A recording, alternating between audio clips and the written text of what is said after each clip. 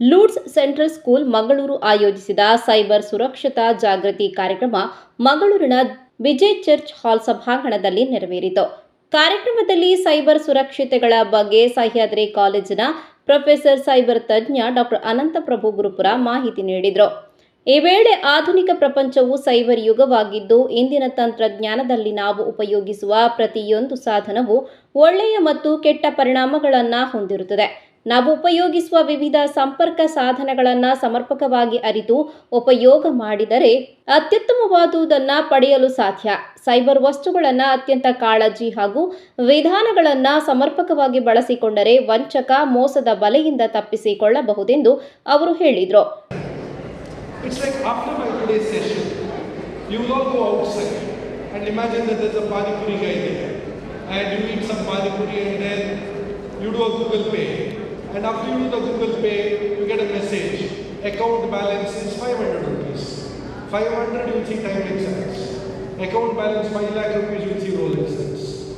They would not show a BMW car ad to a person who has got 10,000 rupees in his account. Please understand. They know what to show to whom. We think the app is the product, actually you are the product. They are giving you the apps only because they want to sell stuffs to you. And you can see there, you have given camera permission to the app. Which means the app can take your photos and videos without asking you, because you have already given the permission. So there are a lot of smart guys. In your parents' phones you put apps like this. Photo vault, which looks like a calculator. How many of you have done that? Hands up. Very good. Very honest students here. That's what I like it.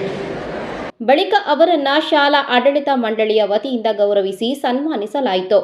ಕಾರ್ಯಕ್ರಮದಲ್ಲಿ ಲೂಡ್ಸ್ central school ಪ್ರಾಂಶುಪಾಲರಾದ father Johnson L Sequeira, ಉಪ ಪ್ರಾಂಶುಪಾಲೆ Anita Thomas, Arul Joseph, ಶೈಕ್ಷಣಿಕ ಸಂಯೋಜಕಿ ದೀಪಾ ಡಿಸೋಜಾ, ಶಿಕ್ಷಕಿ ಹರ್ಷಿತಾ ಶೆಟ್ಟಿ, ವಿದ್ಯಾರ್ಥಿಗಳಾದ ಇವಾನಾ, ದಿಗಂತ, Anagha, Gayeon ಕಾರ್ಯಕ್ರಮ ನಿರೂಪಿಸಿ, Jack Cardoz ಮತ್ತು ಸನ್ನಿಧಿ ಕುಲಕರ್ಣಿ, ಅಭಿರಾಮ ಕಶ್ಯಪ್, ಶಾರ್ವಿ ಶೆಟ್ಟಿ ಮತ್ತಿತರರು ಉಪಸ್ಥಿತರಿದ್ದರು.